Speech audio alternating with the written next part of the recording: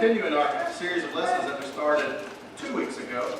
And it's maybe a difficult subject, but we've been talking about divisions within the Church of Christ. So maybe a topic that we don't talk about as often as we ought to. And so we've had some pretty maybe tough looks at things that have happened in the past and may not be politically correct, but there is value in looking at history and things that happened, things that took place, and things that we can learn from them so that we know what to avoid in the future. All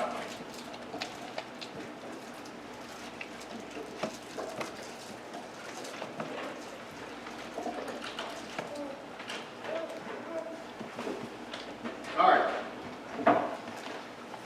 So if you see our outline here, this is what we've been going through. We talked about the history of the division. We talked about the orphan home question. And today we're going to talk about the sponsoring church arrangement. I would be willing to guess that if you ask most people that are members of the church, what's the sponsoring church arrangement, maybe they'd have trouble telling you what exactly that is. Well, that's what we're going to look at because it was a pretty big issue back in the 50s and 60s time frame. We're going to say this was the second major issue. The first major issue was colleges in the church budget. Remember we talked about N.B. Hardman sort of shifted colleges in the budget to the orphan home question. But the second major issue was the sponsoring church arrangement. And it was referred to in many different ways. It was referred to as church cooperation, sponsoring church, centralization, herald of truth. And so let me go back a second. So if anybody mentioned any of those things, they're referring to the same thing. These are just different names to call that same work. So what was it? Well, the sponsoring church arrangement was this. You had local churches, not just 4, but that's just an example. You could have had hundreds or thousands, but you had local churches sending money to a sponsoring church, and then that sponsoring church would decide how that money should be spent, and they would go out and give that money to people to preach. So, for example, if you had 4 or 5 churches sending money to us here at Atlanta, we'll say, hey, we're going to send people out to preach. Just send the money to us, and we'll decide how it's used, and then we'll pay people to go out and preach. That was basically the sponsoring church arrangement. All right, let's talk about the history behind it. After World War II was over, there was a push for greater evangelism. So after the war was over, people said, hey, we're out of this situation. Why don't we go and preach the gospel to these different places that we've been in war with? So the Broadway Church in Lubbock, Texas decided we want to focus on Germany. So they sort of became sponsoring church. They said we want to collect money and we want to send people to go preach in Germany. Union Street in Memphis, Tennessee did the same thing, but they wanted to go preach in Japan. So that's sort of the history behind it. Everything that we talked about so far, have you noticed that it's all people want to do good? They got good intentions. They want to do good things. They want to do good work. And that's not the issue. We'll talk more about that. But it's the method in which they chose to do that good work. And so that's sort of the history behind it. The Herald of Truth. Have you heard of the Herald of Truth? So the Herald of Truth was the idea of this man named James Nichols. He came up with this idea. If I can come up with this Herald of Truth, and I can present this idea to churches and maybe get this good work started. And so he got this man named James Williford to join him in that effort. And so they sort of came up with this idea, and they started presenting it to churches beginning at Broadway. And Broadway is what we just mentioned. They wanted to go preach in Germany. And so they offered the Herald of Truth to the Broadway church, but it was turned down. The reason it was turned down is because they said that you can't mention the church name in the work that you do. So in other words, there's going to be all these churches send money to Broadway. Broadway was going to pay a preacher or preachers to go do work, but they said, you can't mention it's a work of Broadway, it's just a work of all the churches of Christ. And they said, well, if we're doing all the work and we can't mention our own names, that doesn't make sense to us. So they turned it down. But later on, they offered it, the Herald of Truth, to the Fifth and Highland Church, and they accepted it. And so they took on this Herald of Truth work. First, they started out with a nationwide radio program and then a nationwide TV program. That's a big deal. If we bought a little ad in the radio and it was heard here locally, we'd think that's pretty neat. They put a nationwide radio and program on. Barrett Baxter, we mentioned him. He's from up here in Nashville, Tennessee, and he was on that radio and then later television program. Over 2,000 churches supported this work, so pretty big operation. So this is what it looked like. You had all these local churches, over 2,000 of them. They sent all their money to Fifth and Highland Church.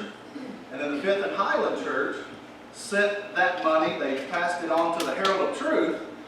And then the Herald of Truth paid for radio and television spots so that the gospel could be preached. So that's what happened with the Herald of Truth. Pretty interesting. Later on, there was another program called One Nation Under God. And this was decided on in 1991, the Sycamore Church of Christ in Cookeville, Tennessee. I went to college in Cookeville. I've been past that building many times. But in 1991, they came up with this idea. They said, we can get the whole nation, we can teach everybody. And they solicited $10 million. First it was 17, and then they decided we can do it for 10. But they solicited $10 million, and they sent out a mailer to every home in the U.S. So if you owned a home in 1991, they sent you a little pamphlet. It was like a little 8-page pamphlet to try to teach people. That's what they did. Not very effective, but that's what they did. It was sort of like a little magazine. It didn't just say the Platinum Salvation. It kind of gave you scenarios and it tried to teach people. That was the One Nation Under God. Let me go back before we go on. Those are big examples, but there are multiple smaller examples. You know, maybe communities or even counties. So maybe say like Murray County would get together and they'd pick out one sponsoring church, and all the little churches would send it to the one church, and then that church would send out the money and decide what to do. So there's really big examples, and there's also really small examples that took place. That's the history behind it. Let's talk about what the issue was. So the issue is not preaching the gospel. That's a good thing to do. It was then, it is now. That was not what the issue was. It was not the use of a radio or TV program. Maybe that's a good way to get the message out then and now as well. But that's not the issue. The issue is good being done. The issue is not, can churches ever cooperate? The issue is not a matter of methods. But the issue is, can Church A send money to Church B to preach the gospel? And can multiple churches work through one eldership? So that's the question. Can one church send money to another church in order to preach? And can multiple churches work through one eldership? That's the issue with this sponsoring church arrangement. Let's talk about the problems with it. We've said, hopefully you've seen the pattern that we've been trying to put forth with all of our lessons. The problem with the sponsoring church arrangement, number one, is there's no authority for it. Now, Acts 15, we've been going through that. We won't go back through it in great detail again. But Acts 15 is really good because it shows all the ways that we would establish authority in the Bible. So the question was, can Gentiles be saved? Must a person be circumcised and convert to be a Jew in order to be saved? And in Acts 15, there was 3 speeches made. James appealed to a direct statement from Amos 9, in which God said the Gentiles would be able to be saved. Paul and Barnabas appealed to the example of their work. They went about preaching. They were able to perform miracles that shows that God approved of what they were doing. And Peter appealed to the events at Cornelius' house. Cornelius was the first Gentile convert. Peter said, I was sent to go do that work. And so that tells me I'm inferring that God is okay and is pleased with Gentiles being saved. So, command, example, necessary difference. That's how we establish authority. So, with the sponsoring church arrangement, you know, where's the command, where's the example, where's the inference? And there just isn't one. There's not one. And so that's the main problem with the sponsoring church arrangement. And so no matter what kind of good we think can be done, no matter what kind of effectiveness we think it can have, we just don't have authority for it.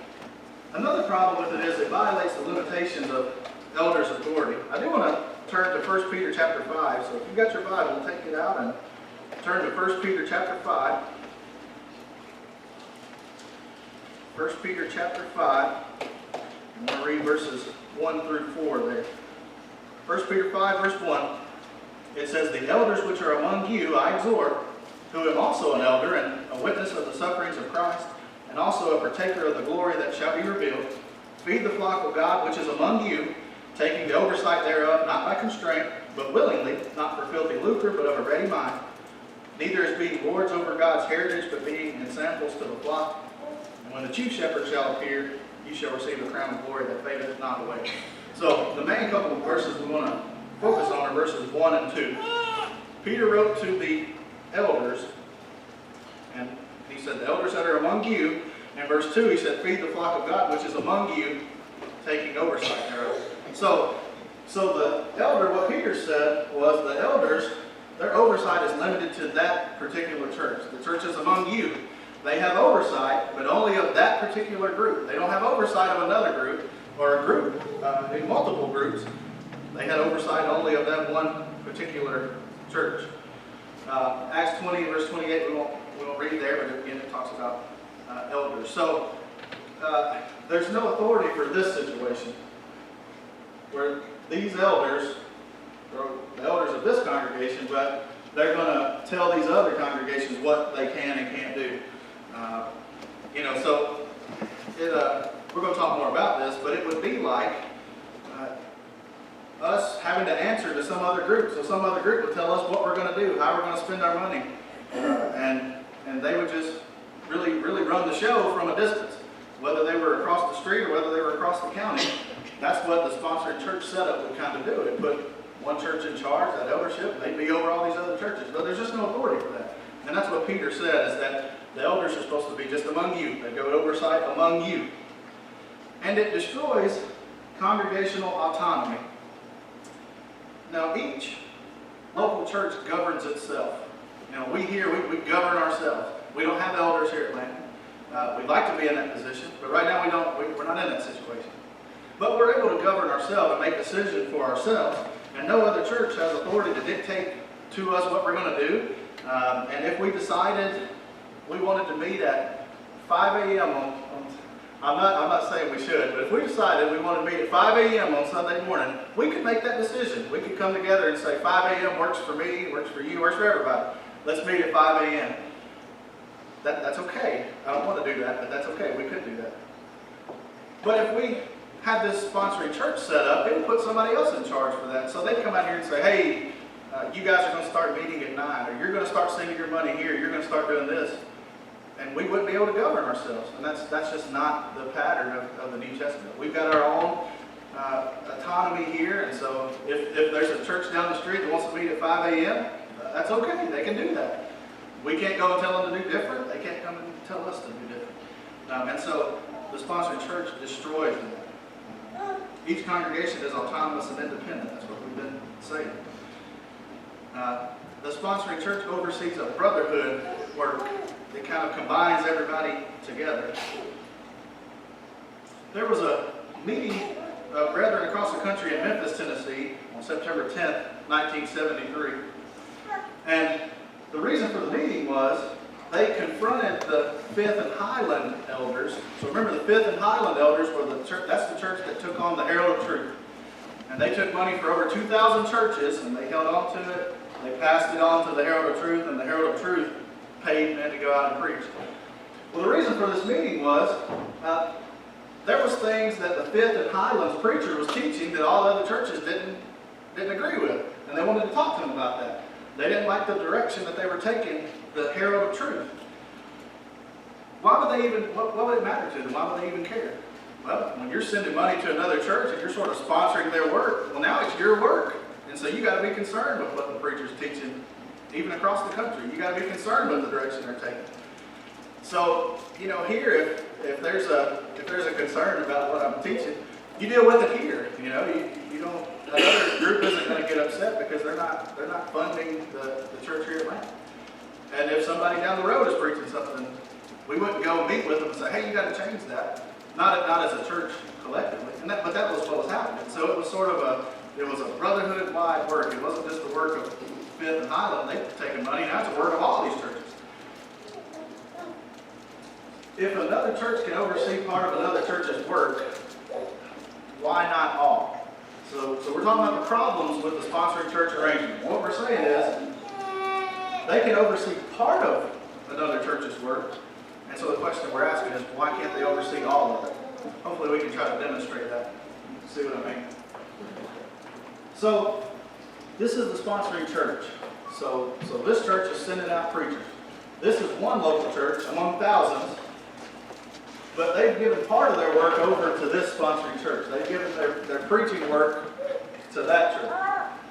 Well, I would just ask, why can't they give their the care and concern of the members over to the sponsoring church. So in other words, we're not going to be worried about the members here. We'll let the sponsoring church elders worry about the members. Or what about the resources? We pay our bills here, and we pay them as they come in. We take care of them, but why wouldn't we just send all of our money to that church and they'll pay our bills for us? And if they decide we need to build onto the building, they can do it. We decided that here. We made an addition. But in this arrangement, that sponsoring church would decide all that for us. Our hands would be tied. They're making all the decisions for us. Over worship, work, discipline, everything. Could they do that? And you'd say, no, that's crazy. This church here has to take care of their own responsibilities, and they'll take care of their own. We're not turning everything over to them. And that's exactly the point. Each church handles its own responsibility. It's not, the sponsoring church arrangement doesn't work. Another thing we say is that it activates the church universal. We know what the universal church is in Acts 2, verse 47, when those that were becoming a Christian, they were added to the church daily.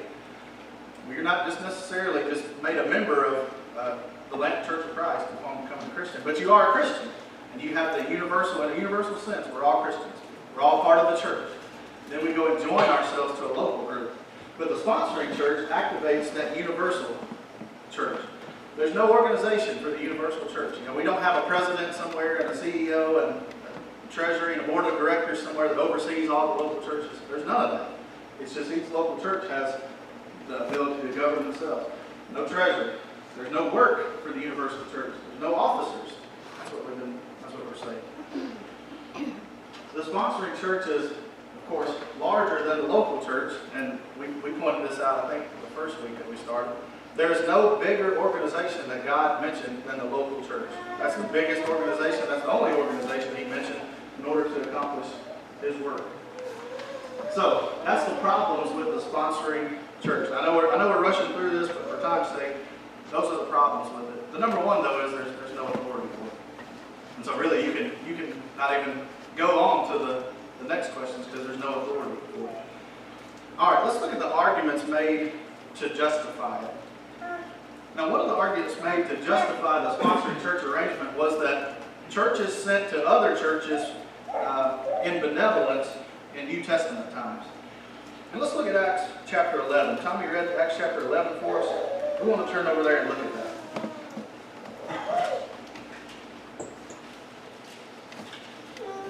So in Acts chapter 11, this is one of the passages that is used by people that would favor the sponsoring church arrangement.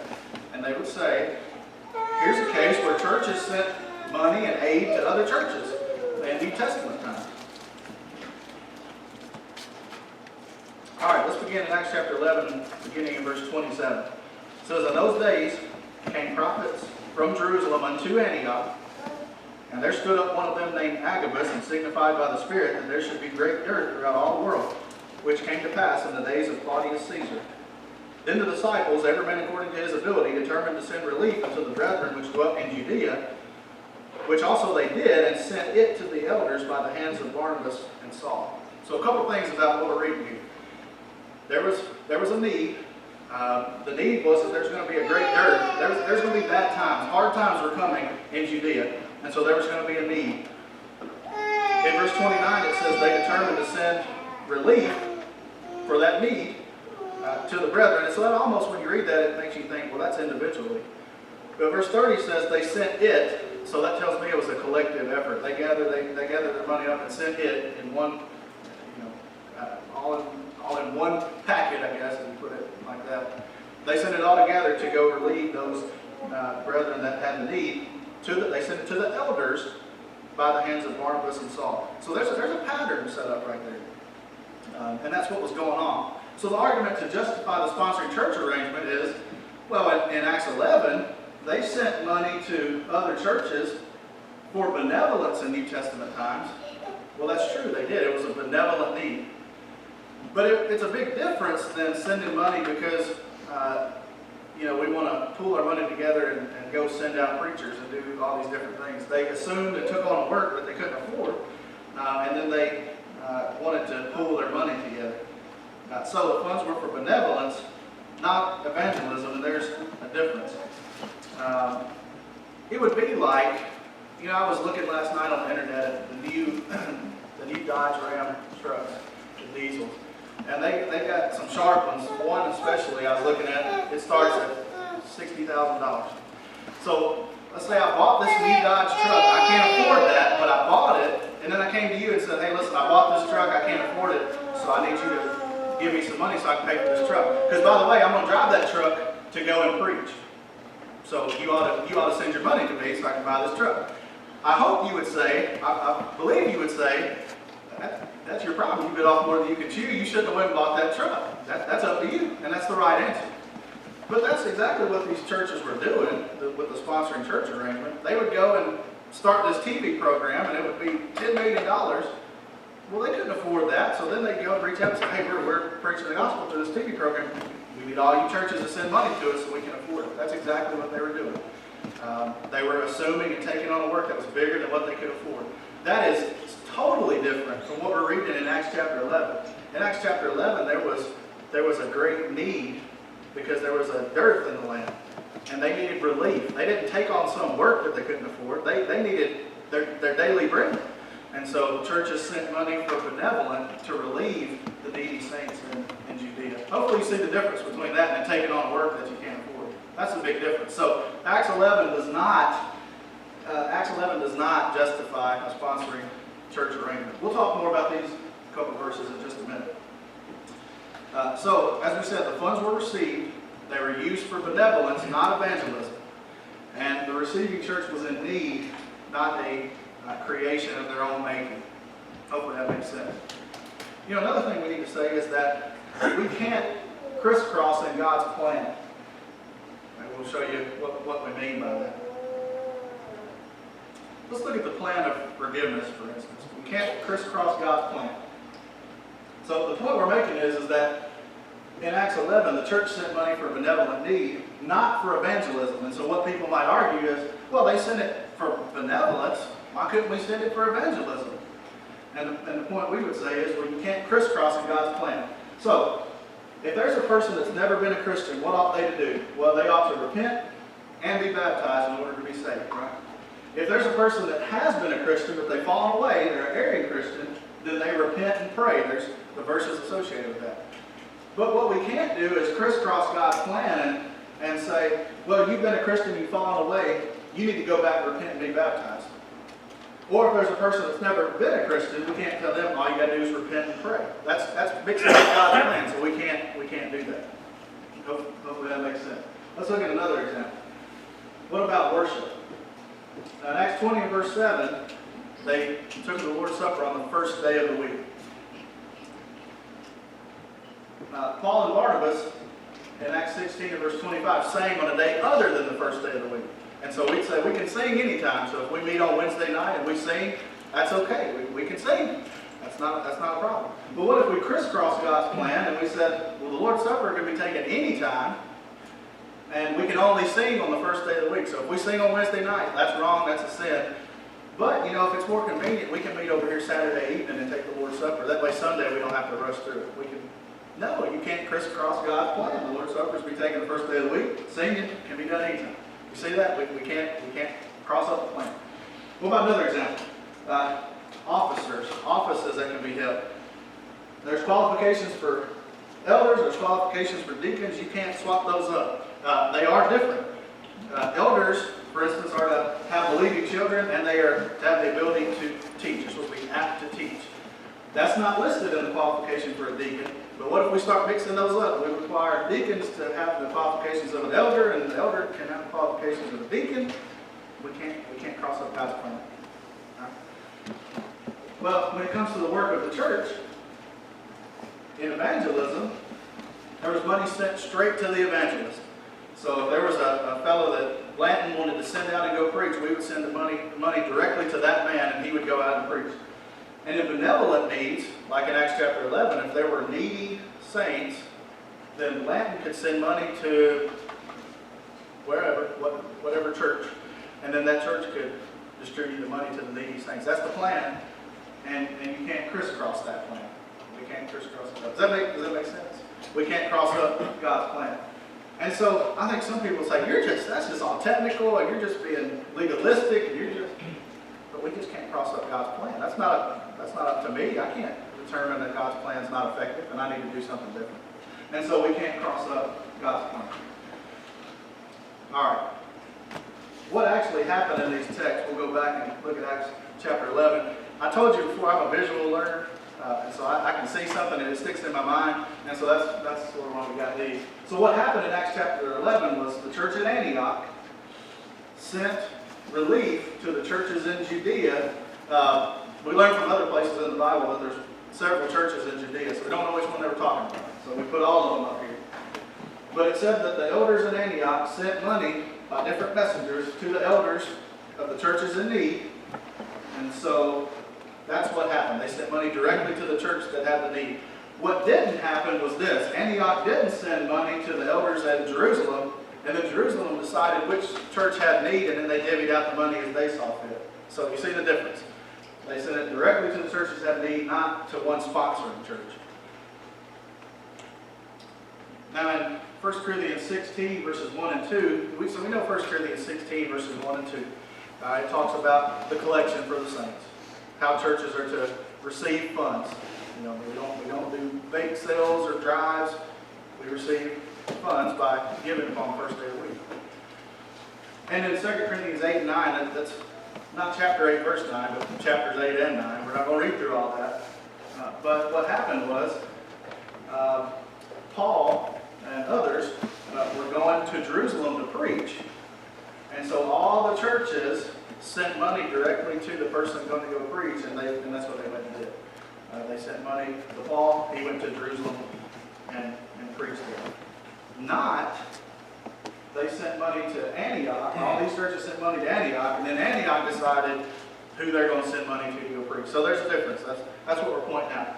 Hopefully we see the difference there. So the first argument that churches sent to other churches for benevolence in New Testament times is true, but we don't cross up God's plan. It was for benevolence, not for evangelism. And what the sponsoring church is for evangelism. All right, the second thing that we want to talk about is that arguments made to justify it maybe would be said, you all don't believe in cooperation. We can do a lot of good, but you all Atlantan are anti-cooperation. You just don't want to cooperate. And there was actually much written about that. I read some articles last night. They were talking about those anti-cooperation churches. Remember we talked about antis or anti? That was what we said. You don't believe in cooperation? Well, let's talk about that just for a minute. I got these pictures here. So we got this fellow with the mule, this other fellow with the mule. They're obviously doing some work in the field. It could be the same field. It could be two different fields, across the state. But wouldn't you say that they're cooperating? They're cooperating in the sense that they're doing the same work, they're accomplishing the same goal, but they're not tied together. And they're doing the same operation. They're just not tied together.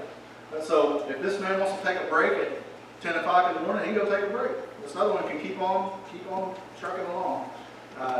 If he wants to go out in the evening, but the other man wants to start in the morning, they can do that. They're doing the same work. They're cooperating, they're working together, but they're just not tied together. Over here, we've got these two tied together.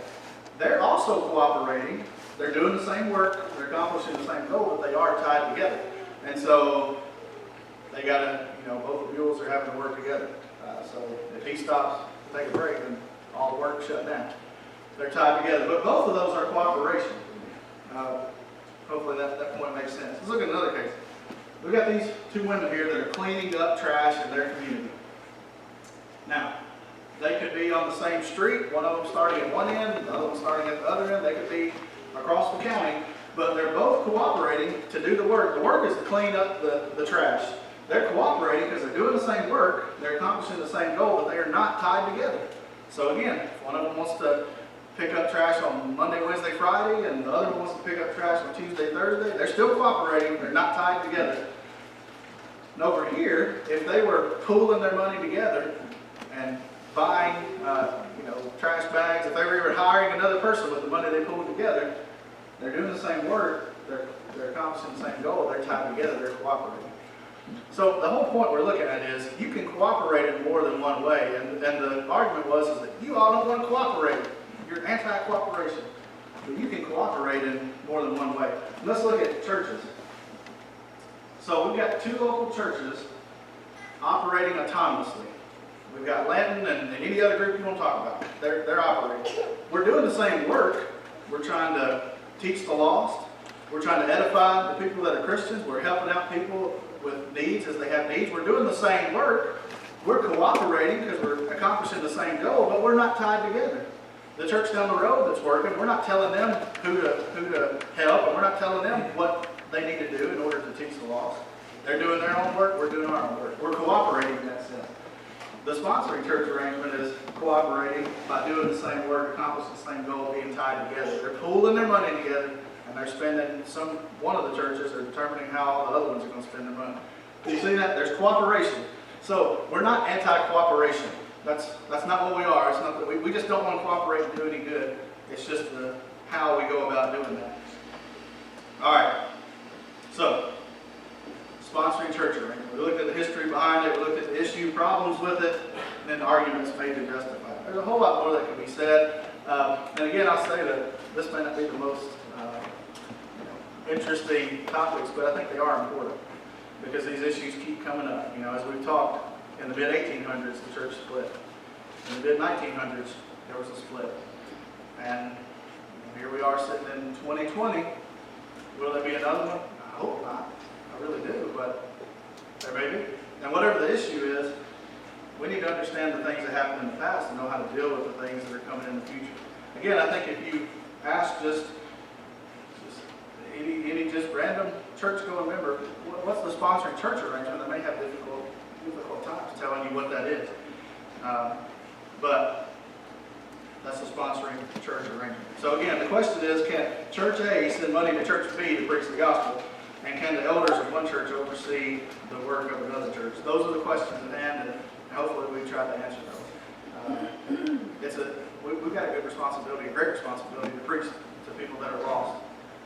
There's a whole lot of people that are not interested in spiritual things, and that can be frustrating. But that doesn't relieve us of our responsibility. We've got a lot of work to do. How are we going to do that work? We need to determine to do it the way that God outlined the pattern.